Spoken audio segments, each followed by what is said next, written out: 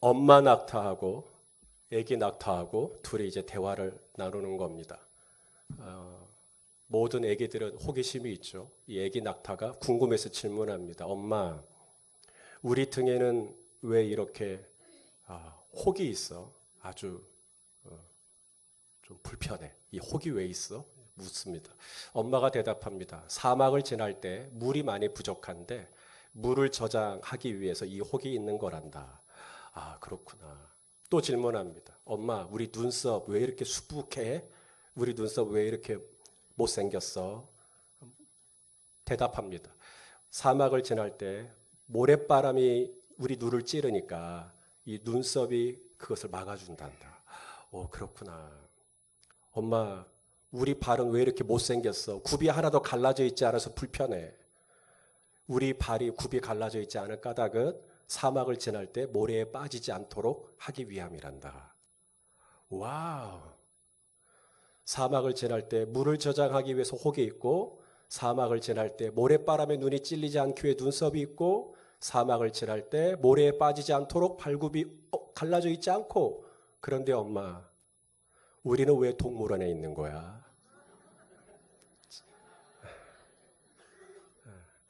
분명히 사막을 잘 지날 수 있는 최적화된 조건을 줬음에도 이 엄마 낙타와 아기 낙타는 동물원에 있더라. 존재하는 모든 것에는 나름의 의미와 목적이 다 있습니다. 여기 마이크도 존재하는 목적이 있고 지금 그 목적에 합당하게 쓰임받고 있죠. 여기에 있는 이 행주도 그냥 있는 게 아니라 목적이 있습니다. 여러분이 앉아있는 의자도 목적이 있습니다. 하물며 저와 여러분이 이 땅에 태어난 것, 그리고 오늘 이 자리에 있는 것, 우연히 있는 게 아니다. 실수로, 누군가의 실수로 내가 태어난 게 아니다. 분명한 어떤 목적이 있다. 사막을 지날 때, 사막과 같은 이 인생을 지날 때 뭔가 뜻이 있어서 못생긴 혹도, 갈라져 있지 않은 굽도, 수북한 눈썹도 뭔가 의미가 있듯이 나 또한 하이데거라는 철학자가 그랬나요? 인생은 신이 지구에 던져버린 거라고. 그렇게 그냥 아무 목적 없이 그냥 하나님이 아무 생각 없이 그냥 눈 감고 던져버린 그런 인생이 절대 우리가 아니다. 절대 우리 뭔가 뜻이 있다. 뭔가 의미가 있다. 우리 예수님 십자가에 달려 돌아가셨습니다. 아주 참혹하게 잔인하게 돌아가셨습니다. 어떻게 보면 우리 예수님 참 불행해 보입니다. 왜냐하면 죄가 있어서 처형을 당한 거면 납득이라도 되겠는데 우리 예수님 아무 죄 없습니다. 죄 없는데 십자가라고 하는 그 잔혹한 고문 형틀에서 돌아가신 겁니다. 제자들은 예수님 배신했습니다. 제자들은 예수님을 다 떠났죠. 종교 지도자들은 예수님을 정죄했습니다.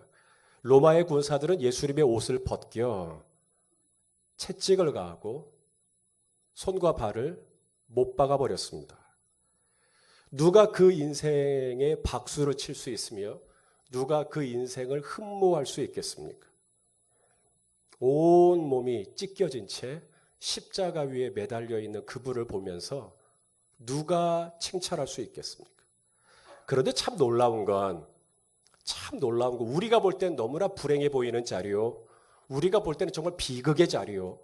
정말 말도 안 되는 자리인데 정작 십자가에 달려서 이제 마지막 호흡을 고르면서 죽음을 목전에 둔 예수님이 십자가에서 하셨던 고백이 있습니다. 자, 요한복음 19장 10절 우리 한번 읽어보시죠. 시작. 예수께서 신포도주를 받으신 후에 이르시되 다 이루었다 하시고 머리를 숙이니 영혼이 떠나가시니라. 자, 사람이 볼 때, 겉에서 볼 때 예수님 망한 겁니다. 예수님은 망한 거예요. 예수님은 잘된 게 아닙니다. 왜냐하면 예수님을 따르던 제자들은 다 흩어졌거든요.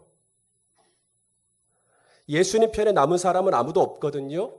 쓸쓸하게 십자가 형틀에서 죽은 겁니다. 이런 말도 안 되는 인생이 어디 있습니까? 이런 기구한 인생이 어디 있습니까? 십자가 아래에 있는 사람들이 십자가 아래를 지나가다가 십자가에 매달린 예수님을 보고 고개를 흔들었다 그랬어요, 성경에. 그러니까 혀를 끌끌 차면서 참 안 됐다는 거죠.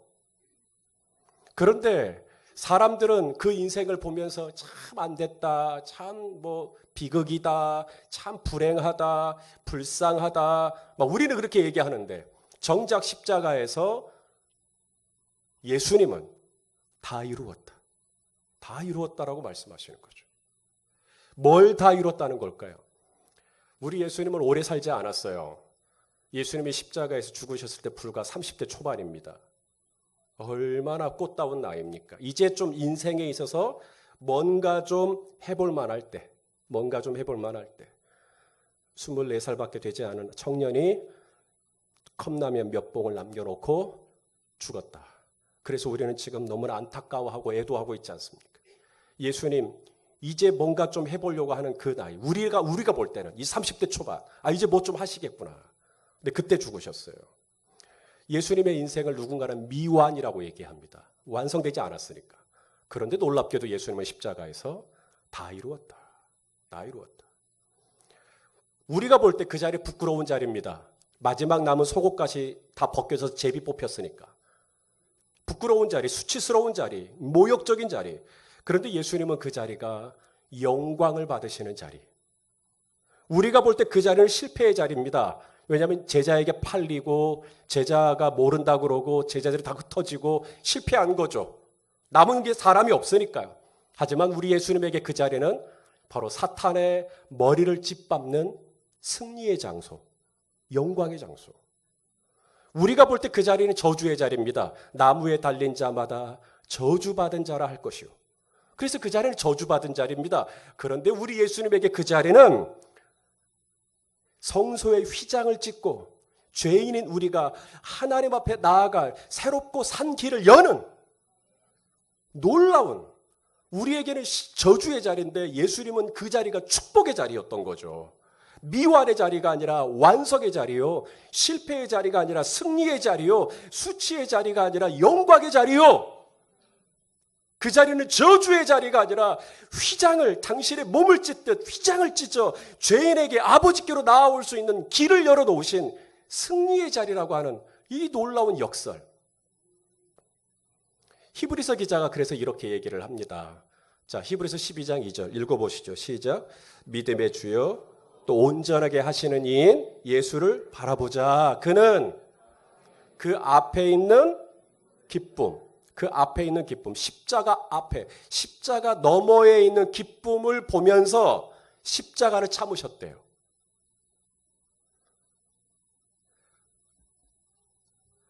그냥 억지로 어금니를 악물고 그렇게 참으신 게 아니라 그 앞에 있는 기쁨, 그 앞에 있는 기쁨, 그 앞에 있는 기쁨이 뭘까? 이제 잘 들어보세요. 그걸 설명해 드리겠습니다. 자, 대답해 보시겠습니까? 예수님은 제자들이 당신을 배신하고 떠날 것을 알았어요? 몰랐어요? 알았죠. 다 알았습니다. 저는 모릅니다. 내년에 여러분이 어떻게 하실지. 제가 만일에 내년에 여러분이 어떤 다른 결정들을 할 거 미리 안다면 저는 무척 괴로울 겁니다. 차라리 모르는 게 낫죠. 그런데 우리 예수님 그걸 알아요. 심지어 유다를 뽑고 유다가 자기를 팔 것도 아십니다. 그런데 그 제자를 품습니다. 어떻게 될 것 뻔히 아는데. 자, 이걸 알면서 뭐라고 말씀하시는가? 요한복음 16장 32절 33절 다 같이요. 시작. 보라, 너희가 다 각각 제 곳으로 흩어지고 나를 혼자 둘 때가 오나니 왔도다. 그러나 너희가 다 흩어지고 나 이제 혼자 있게 되는데, 그러나 뭐라는 거예요? 내가 혼자 있는 게 아니라 내 아버지께서 나와 함께 계시느니라. 이것을 너희에게 이르는 것은 너희로 내 안에서, 이게 놀라운 거예요. 그러니까 제자들이 예수님 버리고 떠날 것을 알아요. 저는 그걸 알면 저는 이제부터 잠 못 잡니다. 식음을 전폐할 거예요. 그런데 예수님은 그걸 안단 말이에요. 아는데도 제자들에게 뭐라 그러냐면 내 안에 평안을 너희가 누렸으면 좋겠다. 그러니까 예수님은 지금 제자들이 예수님에게 어떻게 할 걸 뻔히 알면서도 예수님은 지금 속이 평안하다는 거예요? 불안하다는 거예요? 평안하다는 거죠. 지금 누구보다 화를 낼 만하고 누구보다 지금 짜증을 낼 만하고 누구보다 지금 역정을 낼 만한 상황 아닙니까? 그런데 우리 예수님께서 이제 잡히시던 날 그 새벽에 대제사장 뜰에 갑니다. 거기서 신문을 받으십니다. 베드로가 멀찍이 쫓아갔죠. 다 봤어요. 그래서 베드로 사도가 쓴 편지 베드로전서 2장에 보면 베드로가 이때 예수님이 어떻게 반응하셨는가를 기록하고 있어요. 자, 베드로전서 2장 23절 다 같이요. 시작. 욕을 당하시되 맞대어 욕하지 아니하시고 고난을 당하시되 위협하지 아니하시고 오직 공의로 심판하시는 이에게 부탁하셨다. 이게 베드로가 목격한 거예요. 사람들이 예수님을 욕을 해요. 근데 예수님이 그걸 가만히 듣고 있는 거예요. 사람들이 예수님께 주먹으로 때렸다 그랬거든요. 그걸 예수님이 받고 있는 거예요. 갈대 가지고 막 이렇게 장난을 치면서 누가 너한테 그러겠냐고, 너 선지자라며 누가 했는지 맞춰보라고 예수님께 온갖 조롱을 하는 걸 예수님이 그걸 가만히 맞대응하지 않고 그냥 가만히 고난을 당하시는데 가만히 욕을 당하시는데 가만히 도대체 이 예수님의 이 요동하지 않는 이 침착함, 이 차분함, 이 고요함, 이 평안함 너희로 내 안에서 평안을 누리게 하려 함이라. 그렇게 사람들이 욕을 해대도 그렇게 사람들이 예수님을 때려도 그렇게 사람들이 예수님을 괴롭혀도 맞대응하지 않을 수 있는 제자들이 지금 다 떠난다는 이 상황 속에서도 벌써 왔도다. 이제 왔구나. 너희들이 나를 떠날 때가 왔구나. 그럼에도 내 안에서 평안을 누리게 하려 함이라. 도대체 예수님 안에 있는 이 평안함은 어디서 온 건가? 예수님 안에 요동하지 않을 수 있는 이 중심은 어디서 온 건가? 2018년 금년 한 해가 저물고 있는 이 시점에 저는 우리 성도님들이 뭘 가장 원하시는지 알고 있습니다. 그것은 바로 평안입니다. 편안 말고 평안. 편안하기를 원하면 간단합니다. 침대 하나 좋은 거 사시면 됩니다. 그러면 편안하게 쉴 수 있습니다.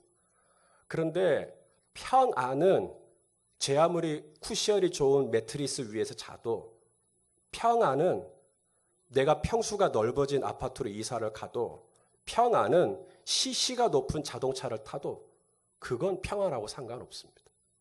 제자들이 떠난다고 하는데도 평안할 수 있는 사람들이 나에게 욕을 했단 말입니다. 욕을 당해도 평안할 수 있는 환경과 상황이 나를 막 코너로 몰아넣어요. 그래도 여전히 평안할 수 있는 고난을 당해도 평안할 수 있는 사방으로 우겨쌈을 당하는데도 평안할 수 있는 별별 일이 내 주변에 지금 막 폭탄이 막 터져요. 지뢰가 터지듯이. 그런데도 평안할 수 있는 사업은 여전히 풀리지 않지만 평안할 수 있는 여전히 내 몸에 질병은 호전이 없지만 평안할 수 있는 여러분 이 평안 이 연말을 맞아서 여전히 평안할 수 있는 이 평안 우리 성도님들 다 원하시는 거 아닙니까?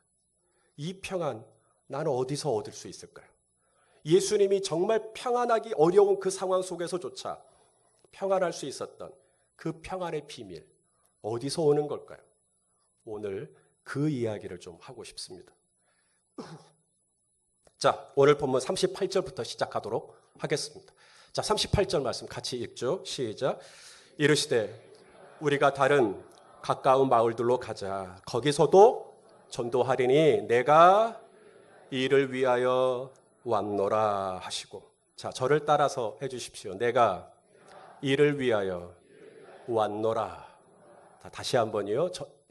눈 감고 내가 이를 위하여 왔노라. 한 번만 더 합시다. 내가 이를 위하여 왔노라. 한 100번 하고 싶은데 정말 한 100번 하고 싶어요. 내가 이를 위하여 왔노라. 아, 내가 이를 위하여 교회를 개척했던 거였구나. 아, 내가 이를 위하여 내가 장사를 시작했던 거였구나. 내가 일을 위하여 사업이 올해 이렇게 좀 잘 되더니 일을 위하여 사업이 번창했던 거였구나. 내가 일을 위하여 내 몸이 회복됐던 거였구나. 건강이 회복됐던 거였구나. 내가 일을 위하여 내 아들을 낳았던 거였구나. 내가 일을 위하여 내가 이 고객을 만날 수 있었던 거였구나. 내가 일을 위하여 이 재능이 내 안에 있었던 거였구나. 내가 일을 위하여 이 달란트가 내게 있었던 거였구나. 내가 일을 위하여 내게 이런 여유가 있었던 거였구나. 내가 일을 위하여 주님이 나를 여기에 있게 하셨던 거였구나. 내가 일을 위하여 왔노라. 에스더 유대인입니다. 유대인이요. 그런데 이 에스더가 뭐가 되냐면 페르시아의 왕후가 됩니다. 있을 수 없는 일입니다. 우리나라 대통령 영부인이 만일에 필리핀 여성이라든지 베트남 여성이라고 한다면 물론 그럴 수 있죠. 문제 없습니다. 하지만 사회적인 이슈는 충분히 될 겁니다. 하물며 유대인입니다. 당시 이스라엘은 멸망한 나라입니다. 이제 더 이상 지도에 이스라엘이라는 이름이 없어요. 그런데 족보도 없는, 출신이 어딘지도 알 수 없는 이 유대인 여자가 페르시아의 왕의 부인이 된 겁니다. 영부인이 된 겁니다. 이 페르시아 안에 얼마나 많은 미인들이 있을진데 이 아하수에로 왕이 딱 나와서 이 부인 후보들을 쫙 보는데 이 유대인 여인, 이 에스더에게 꽂혀가지고 이 여인에게 이제 완전히 몰입돼가지고 이게 어떻게 된 일인가? 아마 주변에서 말리는 사람이 너무너무 많았을 거예요. 이 여인은 유대인이다. 있을 수가 없다. 이 여인을 우리 왕으로 받아들일 수 없다. 별별 얘기가 있었겠지만 아하수에로 왕의 최고의 권력과 힘으로 나는 이 여자가 좋다. 도대체 이 출신도 알 수 없는 이 여인이 어떻게 그 큰 고대 페르시아의 왕후가 될 수 있었나? 나중에 일이 생깁니다. 이 페르시아의 수도였던 수산성 안에 유대인들이 다 죽임을 당하게 생겼어요. 다 죽임을 당하게 생겼으니 이제 에스더의 삼촌이었던 모르드게가 에스더에게 와서 이런 이야기를 꺼냅니다. 자, 에스더 4장 14절 같이 한번 읽겠습니다. 시작. 이때 네가 만일 잠잠하여 말이 없으면 우리 유다인은 다른 데로 말미암아 노임과 구원을 얻겠지만 너와 네 아버지 집은 멸망할 거다. 네가 유대인 출신으로서 페르시아의 왕후가 된 것이 이때를 위함이 아닌지, 내가 이를 위하여 왕후가 됐던 거였구나. 내가 이 위기에 빠진 우리 민족을 구하라고, 위기에 빠진 내 남편을 구원하라고, 위기에 빠진 내 이 시댁 식구들을 전도하라고, 내가 이를 위하여 왔던 거였구나. 에스더가 이 삼촌의 말을 듣고 기도하기 시작합니다. 금식하죠. 삼촌, 저를 위해서 기도해 주세요. 금식해 주세요. 저도 금식하겠습니다. 그리고 나서 결정하죠. 왜냐하면 이 왕후가 왕에게 먼저 나아가는 법이 없습니다. 왕이 호출하지도 않았는데, 왕이 부르지도 않았는데 왕에게 왕후가 먼저 갔다가는 이 왕후 죽습니다. 그게 당시의 궁중 예법입니다. 왕을 만나려면 왕이 부인을 불러야 돼요. 그래야 왕을 만날 수가 있습니다. 그런데 먼저 왕후가 왕에게 먼저 나아간다? 그거 버릇없는 겁니다. 그거 무례한 겁니다. 그것은 왕에게 어떤 위해를 가하려고 하는 의도가 있는 것으로 해석해서 왕후를 죽여버립니다. 목숨 걸고 가야 됩니다. 그런데 에스더가 뭐라 그러냐면 먼저 나아가겠다는 거예요. 왕이 나 부를 때까지 기다리지 않겠다. 내가 나아갈게요. 삼촌, 제가 갈게요. 목숨 걸고 갈게요. 그래서 이런 표현을 쓰는 겁니다. 죽으면 죽으리이다. 저 가다가 이번에 내가 왕에게 갈 텐데 저 죽으면 죽을게요. 금식하고 기도하고 저 갈게요. 그리고 가죠. 갔는데 아하수에로 왕이 에스더를 딱 보는 순간 또 그 마음이 확 열립니다. 그래서 에스더를 받아주고 에스더의 이야기를 들어주고 그래서 위기에 빠진 유대인들을 다 살려내죠. 내가 왕후가 된 것이, 내가 의사가 된 것이, 내가 교수가 된 것이, 내가 목사가 된 것이, 내가 사업가가 된 것이, 내가 선생님이 된 것이, 이때를 위함이었구나. 내가 이를 위하여 왔던 거였구나. 오늘 설교는 전주입니다.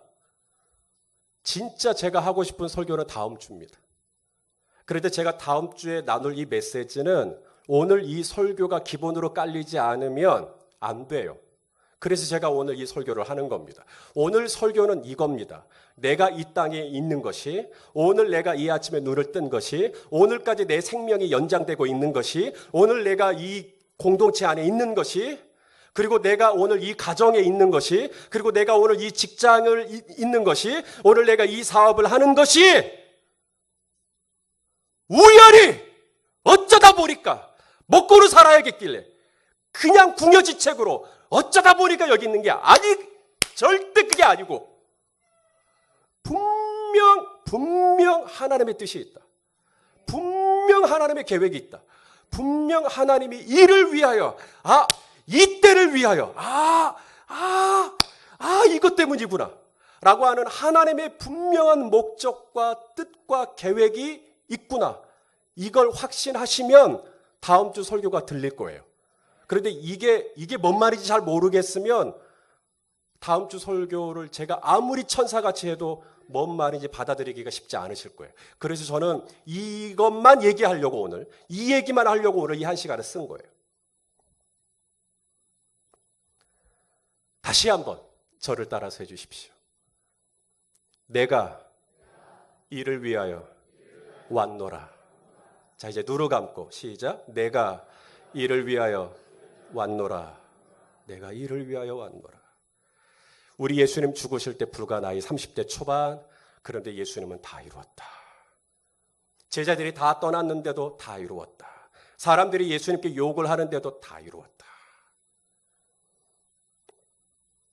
뭘 다 이뤘다는 걸까요? 제자들이 딱 믿음으로 서 있기나 했습니까? 뭔가 예수님이 사람들에게 인정을 받고 신문 일면에 나기라도 했습니까? 본디오 빌라도가 사죄하면서 아이고 내가 미안하다라고 했습니까? 뭐가 다 이루어졌다는 거예요? 다 이루었다. 이게 뭘까요? 바로 우리 예수님 이 땅에 오신 목적, 당신의 하나밖에 없는 독생자를 이 땅에 보내신 하나님의 뜻, 하나님의 꿈, 하나님의 소명, 그것이 뭐죠? 저와 여러분을 죄에서 구원하시는 것. 죄로 인하여 죽을 수밖에 없는 나를, 이 죄 문제를 십자가에서 피 흘려 돌아가심으로, 화목제물이 되어주심으로, 대속제물이 되어주심으로 내가 죄로 인하여 죽지 않고 이제는 예수님의 피가 내게 주어졌으므로 하나님 앞에 의로운 자녀가 되어 이제는 영생을 가진 성도요, 영생을 가진 하나님의 자녀로 살아갈 수 있는 이 놀라운 권세와 자격을 우리에게 주시기 위하여 예수님이 이 땅에 오신 것인데, 예수님이 비록 제자들은 다 떠났고, 비록 사람들은 예수님의 옷을 벗기고, 비록 사람들은 예수님에게 주먹질을 하고, 비록 사람들은 예수님께 조롱을 하고, 비록 사람들은 예수님께 침을 뱉고, 비록 사람들은 예수님께 모욕을 준다 할지라도 예수님이 이 땅에 오신 목적, 바로 나를 살려내시는, 나를 죄에서 구원해내시는, 나를 저 지옥의 권세에서 끄집어내시는, 그리고 저 영원한 천국을 바라보는 하나님의 거룩한 자녀가 되게 하시는, 이건 이루어졌기 때문에 오래 살지 않아도 no problem. 왜냐하면 그 목적이 이루어졌으니까. 저와 여러분을 저 지옥의 권세에서 끄집어내어 저 심판에서 영원한 생명을 얻게 하는 이 길이 휘장이 찢겨진과 동시에 우리에게 펼쳐진 이 놀라운 은혜가 십자가에서 이루어졌기에 예수님은 사람들이 예수님께 욕을 해도 맞대응을 하지 않고, 제자들이 다 떠난다고 해도 내 안에서 평안을 누려라. 이런 기가 막힌 평안이 도대체 어디서 오나? 사람들이 그렇게 욕을 하는데도 예수님이 표정 하나 바뀌지 않는 그 안정감은 어디서 오나? 내가 이를 위하여 왔노라. 그리고 그 이루어지는 그 일이, 이제 드디어 하늘의 문이 열리는 그 일이, 이제 그 영생을 주시는 그 일이, 저와 여러분에게 생명을 주시는 그 일이, 우리를 저 지옥의 권세에서 끄집어내시는 그 일이, 이제는 그 앞에 있는 기쁨, 십자가 너머에 있는 기쁨, 이제 이게 다 이루어졌구나. 아무도 몰라요. 십자가 너머에 있는 그게 뭔지 몰라요. 오직 당신의 아들 예수 그리스도만 알아요. 그 예수님은 그걸 바라보시면서 너희는 날 떠날 거야. 하지만 난 괜찮아. 아버지가 나와 함께 계시거든. 사람들이 예수님을 욕하는데 예수님은 가만히 계십니다. 소문이 그렇게 도는데 예수님 가만히 계십니다. 왜요? 내가 이를 위하여 왔노라. 십자가 너머에 있는 하나님께서 당신의 아들 예수 그리스도에게 부여하신 이 고유한 소명과 부르심과 뜻과 목적과 계획이 완전하게 이루어지는, 다 이루었다. 이야, 이제는 손희선 목사가 살 수 있는 길이 열렸구나. 이야, 이제는 최덕재 집사가 살 수 있는 길이 열렸구나. 우와, 이제는 곽일훈 성도가 살 수 있는 길이 열렸구나. 우와, 예수님 그 앞에 있는 기쁨, 십자가 너머에 있는 기쁨, 저와 여러분을 기어이 살려내시는 이 놀라운 생명의 길이 열리는, 그걸 바라보시면서 사람들이 예수님에게 뭐라 해도, 침을 뱉어도 맞대응하지 않는 내 안에서 평안을 누려라. 그 평안, 그 고요함, 그 안정감, 연말이 되어가는데 내 안에 막 짜증이 막 일어나는데, 내 안에 조바심이 일어나는 이때 나는 평안해. 나는 이 연말이 하나도 내 마음에 분주함이 없는, 이 연말이라고 하는 것 때문에 내가 막 쫓기지 않는 여전한 평안함, 여전한 이 고요함. 어디서 오나? 도대체 어디서 오나? 내가 이를 위하여 왔노라. 이러려고 그랬던 거였구나. 이러려고 그랬던 거였구나. 사랑하시는 여러분, 여러분이 지금 이때에 평안을 잃게 되었다면, 평안하지 않다면 그것은 사람들이 여러분에 대해서 뭔가 안 좋은 이야기를 하기 때문이 아니라, 여러분의 지갑의 형편이 더 얇아졌기 때문이 아니라, 여러분의 건강이 여전히 호전이 되지 않은 것 때문이 아니라, 오늘 내가 뭔가 평안하지 않고 불안하다면, 뭔가 염려가 된다면, 그리고 내 안에 쩔쩔매는 것이 있다면, 어쩌면 내가 이 일을 위하여 왔는데 나는 자꾸 저리 가려고 하는 것이죠. 이 마이크는 마이크의 역할이 있어요. 근데 이 마이크가, 이 고장난 마이크, 이 마이크의 방향이 여긴데 마이크가 자꾸 꺼져서 아무 소리를 낼 수 없다면 제가 이 마이크를 어떻게 쓸까요? 아마 다른 마이크로 바꾸겠죠. 바로 하나님이 저와 여러분의 사업을 붙잡아 줬다면 그 방향이 있어요. 목적이 있다고요. 내가 이를 위하여 너를 왕후가 되게 한 거야. 내가 이를 위하여 너의 사업을 이만큼 되게 한 거야. 그럼 그 방향으로 가야죠. 그러면 주님은 계속 쓰실 거예요. 그런데 내 안에 있는 이 평안, 내 안에 있는 이 평안이 깨지고 헝클어지고 부서지고 뭔가 내 안에 쩔쩔매는 마음, 조바심이 있다면 뭔가 다른 방향으로 가려고 하는 내 욕심과 내 정욕과 내 욕망과 내 야망과 내 탐욕이 있기 때문이 아니겠나. 이 마이크를 어떻게 써요, 그러면? 저와 여러분 안에 있는 이 불안함의 뿌리를 한번 보시자고요. 이 연말에 내가 왜 이렇게 쩔쩔매고 있나? 이 마지막 이 시즌에 내가 왜 이렇게 불안해한가? 내가 왜 이렇게 잠도 못 자나? 누가 나한테 뭐라 했대? 누가 뭐라 했대? 이런 것 때문이 아니라 어쩌면 내가 가고자 하는 방향과 주님이 나를 이끄시고자 하는 방향과 뭔가 이게 맞고 있는지. 다음 주가 되면 성탄절입니다. 우리 예수님 태어나신 날입니다. 우리는 예수님 태어나신 이 날을 가만히 안 보냅니다. 기독교 4대 절기 중에 하나입니다. 그래서 우리는 이 날을 축제로 버립니다. 그래서 노래를 부르고 춤을 추고 목장에서 교회 학교에서 아이들까지 어른부터 그냥 다 그냥 난리 법석을 피우죠. 그래서 우리는 막 축제를 벌입니다. 왜요? 아니 예수님이 태어나신 건데 왜 우리는 그날을 기뻐하시는 거죠? 당연하죠. 예수님이 이 땅에 오신 게 바로 예수님 자신을 위해서가 아니라 나를 위하여 오셨기 때문에, 나를 살리시기 위하여 오셨기 때문에, 나를 구원해 주시기 위하여 오셨기 때문에, 나를 고쳐주시기 위하여 오셨기 때문에, 나를 새롭게 해주시기 위하여 오셨기 때문에, 나의 인생을 복되게 하시기 위하여 오셨기 때문에, 나 때문에 오신 그날이기 때문에, 내가 태어난 날도 기쁘지만 나 때문에 오신 예수님의 탄생, 뭐 정확하게 12월 25일이 맞냐 안 맞냐 이것은 다른 분들이 이야기하시라고 그러고, 우리 예수님이 이 땅에 오신 이유가 나 같은 죄인을 위하여 오셨다. 여러분, 예수님만 이 땅에 오실 때 목적을 갖고 왔겠냐고요. 하나님의 아들 예수 그리스도만 이 땅에 오신 목적이 있고 나는 그냥 던져진 존재입니까? 나는 그냥 눈 감고 그냥 하나님이 그냥 에이 이렇게 던져버린 인생이 우리인 겁니까? 누군가의 실수로 그냥 어쩌다 보니 내가 이 땅에 태어난 것입니까? 절대 그게 아니다. 절대 그게 아니다.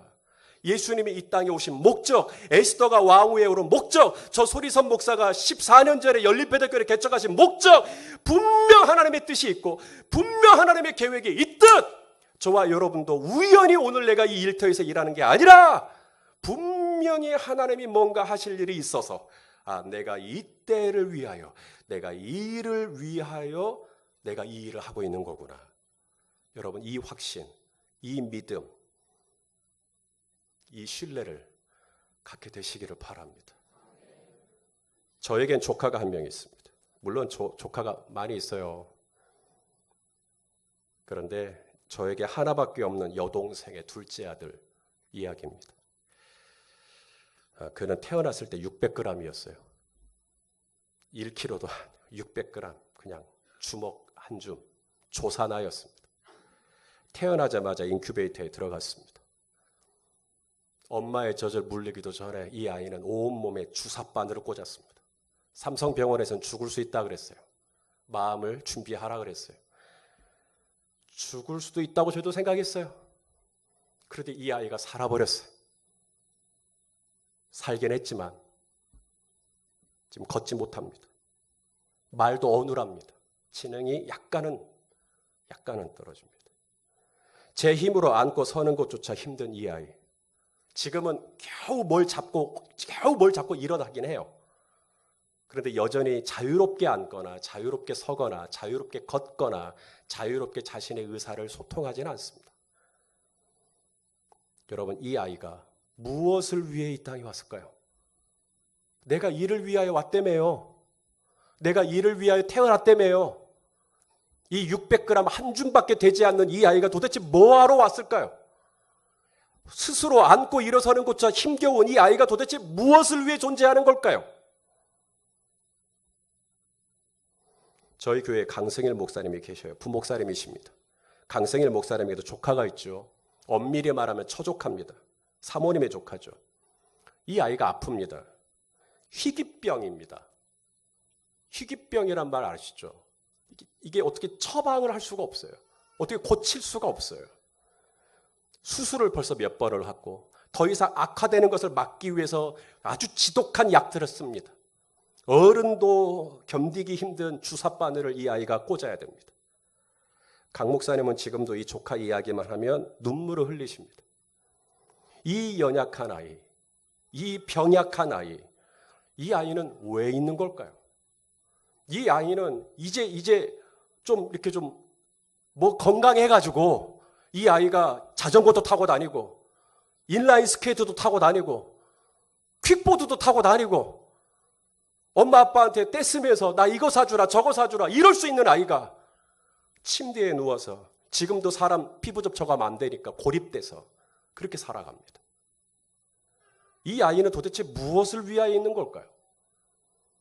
어제 저녁에 저는 일목장 국창현 집사님 목장 식구들과 함께 모임을 했어요. 연초에 저희는 목장이 3월에 시작하는데 시작하자마자 2주가 지났는데 바로 국창현 집사님 담낭암 판정 받으셨습니다. 그 판정 받은 그 이야기 딱 듣자마자 병원 갔습니다. 병원에서는 3개월 시한부 선고를 했습니다. 올해 처음 저희 교회에 오셔서 저희 교회에서 처음 목자 직분 받았습니다. 이제 목자 직분 받고 뭔가 열릴배대교회에서 이제 좀 사역을 해볼까 했는데 암이라니요. 그것도 담낭암이요. 이 암에 걸려버린 목자, 그리고 이제 그 목자를 보필해야 되는 목녀, 이 목장이 제대로 설 수나 있겠나? 이 목자가 이 아파버린 이 목자가 도대체 목장 식구들을 위해서 뭘 할 수 있겠어요? 목장 모임을 인도를 할 수 있겠어요? 목장원들의 애경사에 참여를 할 수 있겠어요? 참 놀라운 일은 여기서부터 시작합니다. 제 조카가 그렇게 약하죠. 태어났는데 600g이래요.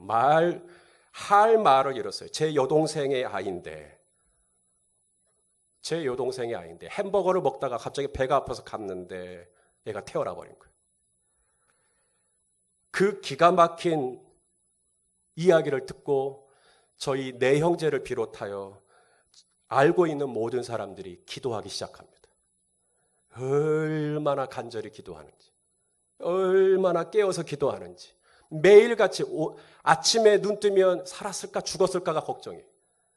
죽음의 사분응선을 넘나드는 이 조카를 보면서 철야하는 게 자연스럽고 금식하는 게 자연스럽고 눈물로 기도하고, 지금도 걷지 못해요.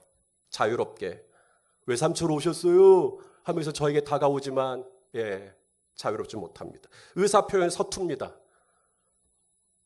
진실로 얘기합니다. 이 아이는 저희 가정의 보물입니다. 이 아이는 저희 가정의 기쁨입니다. 이 아이 때문에 저희 형제들이 위로를 받습니다.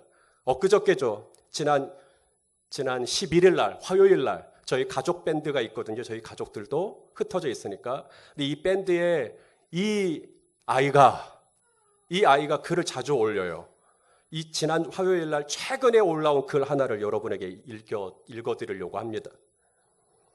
2018년 12월 11일 가족 밴드에 올린 글입니다. 제목이 이거예요. 하나님께서 우리에게 바라시는 일. 하나님께서 우리에게 바라시는 일. 그러면서 내용이 이렇게 됩니다.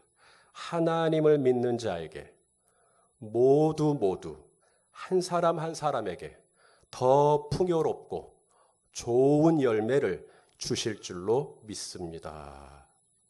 하나님을 믿는 자에게 모두 한 사람 한 사람에게 더 풍요롭고 좋은 열매를 주실 줄로 믿습니다. 데살로니가전서 5장 16절에서 18절 말씀. 데살로니가전서 5장 16절에서 18절 말씀 뭔지 아셔요? 항상 기뻐하라. 쉬지 말고 기도하라. 범사에 감사하라. 600g으로 태어난 애가 제대로 앉고 일어서는 것도 힘든 애가 데살로니가전서 5장 16절 18절 말씀 묵상하고 그 묵상한 내용을 가족 밴드에 올렸는데 뭐라고 올렸냐면 하나님께서 당신을 믿고 바라는 자들에게 좋은 열매를 주실 줄로 믿습니다. 이 아이는 그냥 태어난 게 아닌 거죠. 우연히 태어난 게 아닌 거죠. 실수로 태어난 게 아닌 거죠. 지금도 이 아이를 볼 때면 저희 형제들이 얼마나 정결해지는데요. 온갖 욕심과 이런 것들이 제 안에 들어왔다가 이 아이를 딱 보는 순간 이게 다 내 욕심이었구나. 아이고, 내가 또 이런 욕심에 속았구나. 바로 벗겨집니다. 누가 저를 그렇게 정결하게 합니까? 누가 저를 정신 차리게 합니까? 이 조그만한 아이, 이 연약한 아이. 이 아이는 절대 우연히 온 게 아닙니다. 이 아이로 말미암아 수많은 사람들이 위로를 받고 이 아이 때문에 수많은 영혼이 하나님께 나아가고 있습니다. 분명 이 아이에게 목적이 있었던 거지요. 우리 강승일 목사님 조카 얘기입니다. 강 목사님 말씀하셨습니다. 결혼했을 때 처가의 반대가 심했다. 장인 장모님은 교회를 다니고 있었지만 명목상의 그리스도인이었다. 그냥 무늬만 교회 왔다 갔다 하는 그냥 껍질뿐인 크리스찬이었다. 그런데 이제 손주가 아픈 거죠. 민서가 아픈 겁니다. 이 손주가 희귀병에 걸렸다는 거예요. 뭐 들어보지도 못한, 저도 지금 얘기하지 못한 무슨 병명이 있는데 그런 병에 걸려갖고 온 겁니다. 치료 방법도 없대요. 무슨 수술을 하긴 해야겠는데 이게 치유의 수술이 아니라 그냥 병을 조금 지연시키는, 병세를 조금 악화시키는 걸 조금 진정시키는 그 정도의 수술이래요. 사랑하는 손주가, 눈에 넣어도 아프지 않은 이 예쁜 손주가 병에 걸려서, 희귀병에 걸려서 그 조그마한 통 속에 들어가서 숨을 꼴딱꼴딱 거리고 있는 이 모습을 보는데 이 할머니, 할아버지가 껍질로만, 무늬로만, 그냥 겉으로만 다녔던 이분들이 엎드리기 시작하는 거죠. 주여! 주여 우리 손주 살려주십시오. 기도하기 시작하는 거죠. 그리고 지금은 강 목사님의 표현에 의하면 목사인 자기보다 더 신실해져 있다. 이 아이는 아무것도 안 한 겁니까? 이 아이는 이 희귀병을 앓고 있는 아이는 아무것도 못하는 겁니까? 이 아이 때문에 할머니, 할아버지가 살아버렸잖아요. 할머니, 할아버지가 구원받아 버렸잖아요. 저는 어제 밤늦은 시간까지 일목장 식구들과 함께 있었습니다. 목자가 그렇게 아프고 목녀는 이제 목자 돌봐야 되니까 자연히 자리를 비울 수밖에 없는 이 상황에서 일목장 식구들은 공중분해될 수 있다고 저는 생각했어요. 이제 만난 게 불과 2번밖에 안 됐고 아직은 서로 끈끈한 사이가 아니니 목자 목녀가 이 상태에서 지금 암 판정을 받았으니 목자 목녀는 당연히 쉬게 해드려야 되겠고 치료받으셔야 되니까 목장원들은 이제 기존에 있던 여러 목장으로 흩어서 그렇게 해서 일목장은 사라지는 거죠. 그렇게 될 걸 예상을 했어요. 그런데 이 목장 식구들이 목자 목녀가 아산병원에 입원해 있는데 더 이상 목장 모임에 참여할 수 없는데 목장원 식구들끼리 모이는 거죠. 목장원 식구들끼리 목자 목녀를 위해서 기도하는 겁니다. 목자가 병원에 서울에 있으면 서울로 가서 목자 목녀를 위로하고 광주로 와서 기독병원에 입원하면 또 기독병원 가서 같이 예배하고 목장원들이요. 어제 제가 목장 모임을 가서 이제 제가 왔으니까 한 분씩 어떻게 지나왔냐고 어떻게 지내왔냐고 한 분씩 좀 얘기해 주시라 그랬어요. 그 자리에 있던 모두가 저에게 동일하게 고백하는 게 목사님 금년 한 해가 제가 하나님 앞에 가장 가까이 나아갔던 해였습니다. 목자 없었어요. 목자는 본인 몸 치료하느라고 목장원 살필 겨를이 없었어요. 그런데 목장원들은 금년 한 해가 자신의 믿음이 가장 반짝일 수 있었던 해였대요. 기도가 회복되고 말씀이 회복되고 하나님과의 관계가 회복되고 그러니까 어때요? 사업도 더 잘 되고요. 자신이 몸 아팠던 것도 낫고요. 뭔가 이렇게 열매가 있는 거죠. 목자는 없었는데 목자가 암에 걸렸는데 목자원들의 믿음은 금년 한 해가 자기에겐 하나님과의 친밀함을 회복하는 너무나 좋은 기회였다고 고백하는데 그 기가 막힌 고백을 듣는데 어찌 그렇게 제 마음이 뜨거워지는지 여러분 이해가 안 되시잖아요. 목자가 목자원 신방해주고 목자가 목자원들을 이렇게 살펴주고 찾아가주고 이야기 들어주고 그렇게 해도 될까 말까 그 믿음이 클까 말까. 근데 목자는 침대에 꼼짝없이 누워서 아무것도 할 수 없는 이 무력한 상황 속에서 목자원들이 스스로 일어나서 하나님 앞에 더 가까이 나아가게 되는 이 파라독스를 어떻게 이해할 수 있겠어요? 목자원들이 그렇게 될 수 있었던 이유가 뭐냐고. 목자원 중에 한 분이 이런 얘기를 해요. 매일 아침 일어나면 목자 목녀가 서울에서 치료받을 때 두 분이서 우리 국차영 집사님, 최지성 목사님 서로 말씀 묵상하죠. 말씀 묵상하고 그 은혜 받은 걸 이제 단톡방에 올리는 거예요. 오늘 저 이 말씀 묵상했고 저 이렇게 은혜가 됐습니다. 아니 죽을지도 모른다는 그분이 하루하루 말씀을 붙잡고 살아가는 모습을 목자원들이 단톡방을 통해 보는 거예요. 이 기가 막힌 목자 목녀의 믿음, 그 병약한 와중에 하나님의 말씀을 의지하면서 살아보려고 하는 이 목자 목녀를 보는 거죠. 그리고 이 목자를 돕는 분들이 주변에 생기는 걸 보는 거죠. 그리고 점점 그 병세가 건강해지는 걸 보는 거죠. 지난주죠. 서울 가서요. 모든 수치가 거의 정상 범위 안에 다 들어왔대. 할렐루야. 이걸 다 보는 거죠. 여러분, 물도온 하인들만 아는 기쁨이 있습니다. 이 목장 식구들이 알 수 있는 기쁨. 저는 어제 이야기만 들었지만 여러분 이 목장원들이 알고 있는 이 기쁨은 아마 저희 교회 전체 교회는 누구도 모를 거예요. 물도온 하인들만 알죠. 그걸 매일같이 그 죽음과 사투를 벌이면서 하나님 앞에 말씀을 붙들고 섰던 이 목자 목녀의 모습을 보면서 제가 제자 훈련을 10년 한다고 해서 그런 믿음 들어가겠습니까? 제가 제자 훈련을 일주일 내내 가르친다고 해서 그런 믿음 들어가겠습니까? 목자 목녀가 어떻게 사는가를 보니까 목자원들 안에 이렇게 해야 되는 거구나. 기도해야 되는 거구나. 말씀 붙들어야 되는 거구나. 예배해야 되는 거구나. 가정 예배가 회복이 되고 하나님 앞에 말씀 묵상하는 것이 회복이 되고 하나님의 음성이 들려오는 삶이 다시 회복이 되고 환상이 보이고 은사가 다시 터지기 시작하는데 목자 목녀가 살뜰하게 살피지는 못했지만 목자원들은 다 같이 고백하기를 금년 한 해가 하나님 앞에 가까이 갈 수 있었던 최고의 한 해였노라고. 이 역설을 살아가시는 성도 여러분, 당신이 암에 걸려도 당신이 600g으로 태어난 조사나여도 그래서 당신이 온전한 신체로 걷지 못해도 당신이 희귀병에 걸렸다 할지라도 하나님은 뭔가 뜻이 있는 겁니다. 하나님은 분명 이 가운데서도 뭔가 하실 일이 있는 거죠. 하나님이 분명 이 가운데서도 여전히 일하시는 겁니다. 여러분, 이 믿음이 전제가 돼야 다음 주 설교가 들립니다. 나는 실패한 인생이야. 나는 600g짜리야. 나는 이제 암이야. 끝난 게 아닙니다. 분명 그 일을 통해 이제 하나님이 이때를 위함이구나.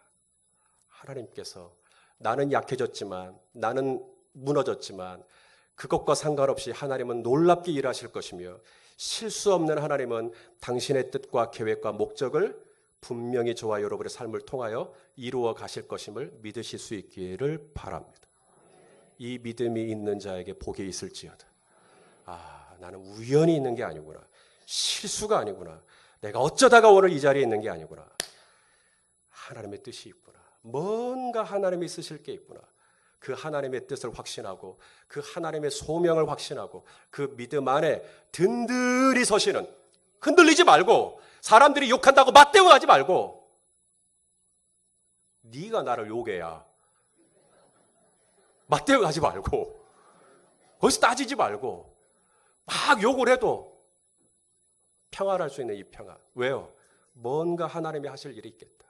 그 앞에 있는 기쁨, 그 너머에 있는 즐거움까지 내다볼 수 있는 저와 여러분 안에 그런 비전으로 충만할 수 있는 은혜가 있기를 예수님의 이름으로 축원합니다.